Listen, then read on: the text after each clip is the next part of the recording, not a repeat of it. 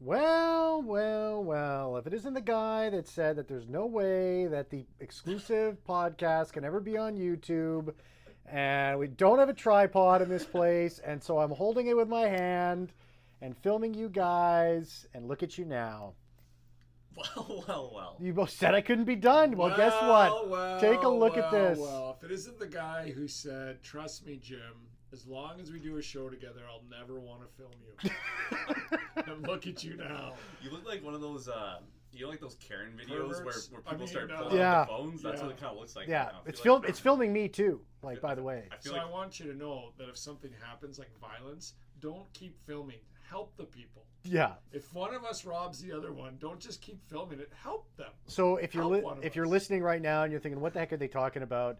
Anyways, we have the main show goes on YouTube, but we have this exclusive podcast portion that we do every single day. And my brother, who watches it on YouTube, said, "Why don't you put the exclusive podcast up?" And I said, "Oh, that is a great idea. Why don't we put that portion up as well? Drive more traffic, more hits, and this is what we're dealing with right now." So I'm holding. Why didn't your brother go, "Here's a tripod too to do it"? Mike, do you have something? Hold on, we got the engineer, Mike. Oh, yeah! Perfect. This is Mike Guyson, by the way. Yes, Mike Guyson. The say lights hello. Don't even come on. Say hello to the audience. People. So. FM people. Yeah, I know. They just take stuff. Let's. This is Yeah, riveting. FM took it. I knew it. They probably had a party. Never brought it back. Oh my All God! They do is party in FM. Now I don't have to hold this. Okay, Wow. hold on. Let's get it so that now it's not as creepy.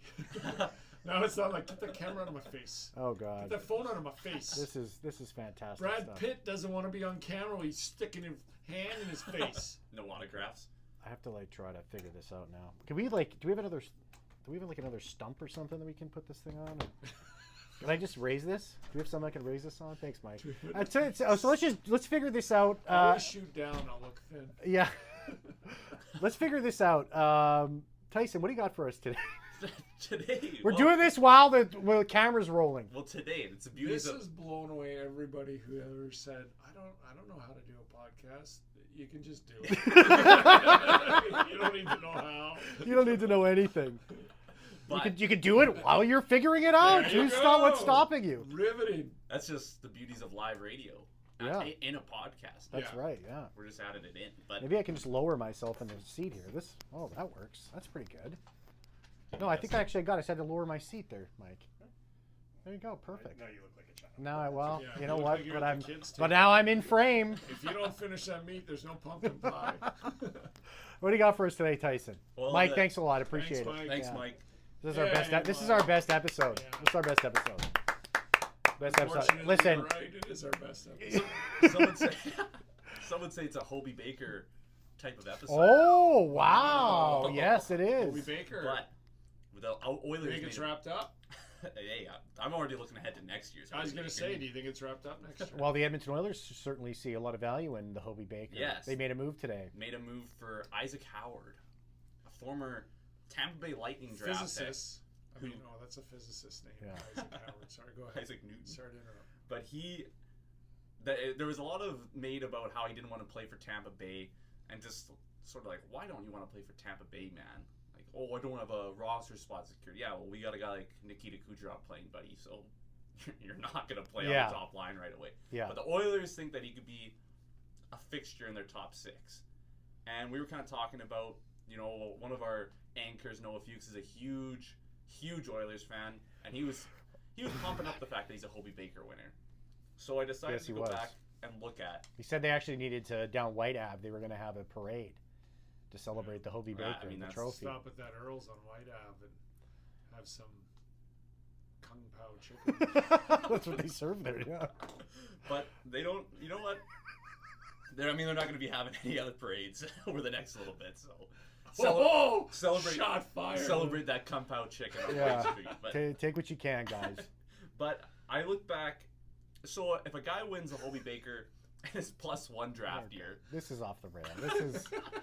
This is unlistenable almost. Thanks for all this prep, Tyson. What are we supposed to keep going? Yeah, get that Lysol out of the way. You did a lot of work. Get the giggles out. Get the giggles out. Sorry to Kung Pao Chicken.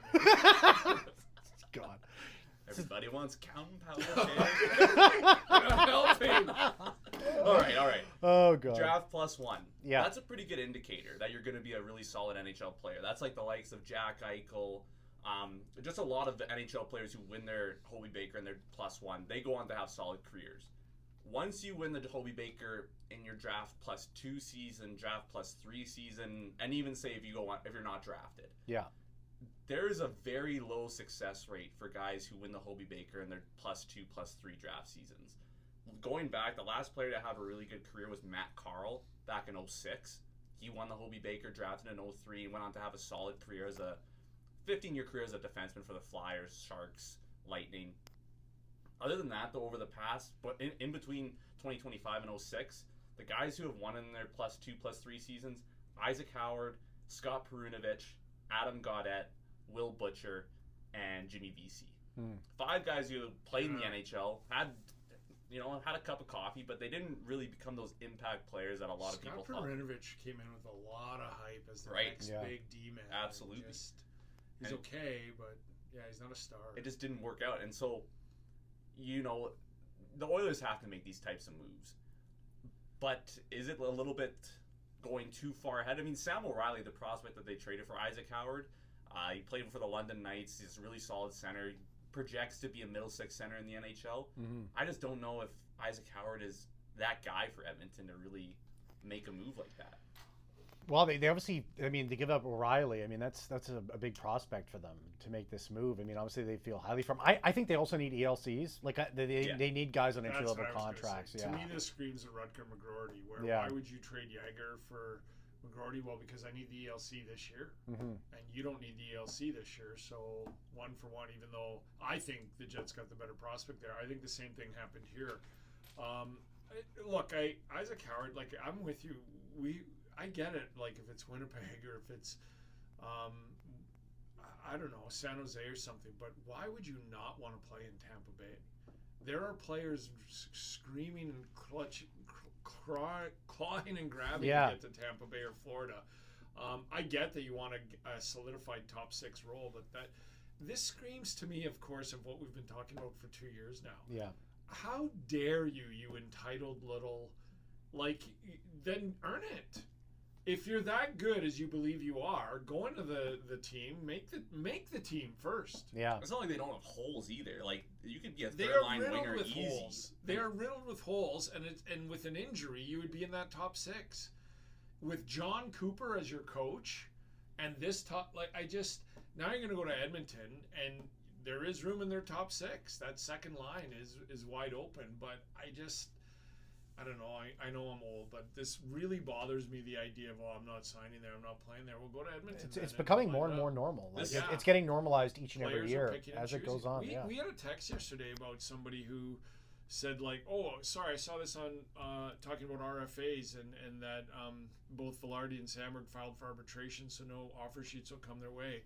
And then there was a whole other discussion. Somebody texted and says, yeah, but they still can force their way out if they want to, and they don't want to, even as an RFA. And I'm like, this is the world we live in now, right? Yeah. Like, the RFA was presented so that teams had your control, and now even players with RFAs, players who haven't even made the show yet are dictating where they go and what they do. Well, it's and NCAA too kind of gives you a lot more power in this. But to go from Tampa Bay to Edmonton, look, I get it. Braden Point, Kucherov, McDavid, Draisaitl, I get that. Yeah, Jake Gensel. But you are going to spend 7 years of your career in the Tampa Bay Lightning organization and live in Tampa, Florida, tax-free, compared to going to Edmonton.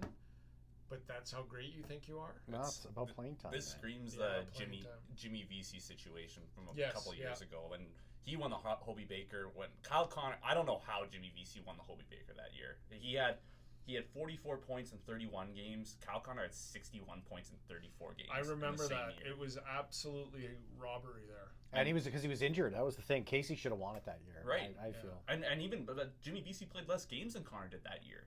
It's just like, I really don't understand it at all. But anyways, I mean, he was a guy who forced his way out of, I believe he was drafted by Nashville to start his career in the third round and forced his way to New York. And Adam Fox did the same thing. Like, Adam Fox is a perennial all-star now, but when he was drafted by Calgary, but now Adam Fox was driven the college route to be a free agent. Yeah. Like, I don't think he wasn't signing NHL contracts in Calgary. Was he traded to Carolina and then He was with Calgary, traded to Carolina, and then went to free agency to sign with Rangers. And that was his route. Like, he kept going back to college and not signing ELCs because he wanted to become a free agent and go that route and right out of the gate dictate his own salary. Yeah. And risked injury for a couple of years in college and stuff. So that's a different route than just some of these other guys are just demanding, saying, I won't sign. But, like, it's not unheard of. And Adam Fox has turned out, right? Like, Calgary would love to have him in their organization.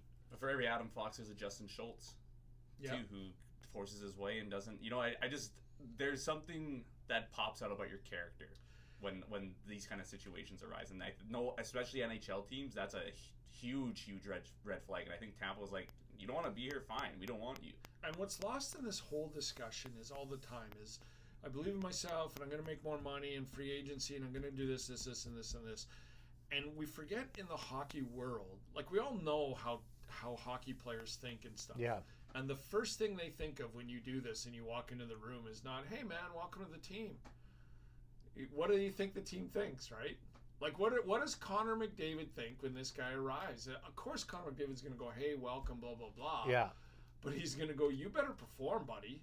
Like, you better come through. And I mean, I can't imagine the VC route and even Adam Fox, when he first started playing, it was like, hi, how come you're not Norris candidate already?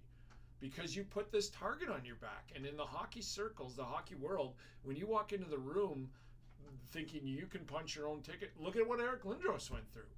Eric Lindros forced the trade, wouldn't put the jersey on, and Hart Trophy, and took him to a Stanley Cup final. But what do you think that first year was like in the room? Yeah. Right. Okay.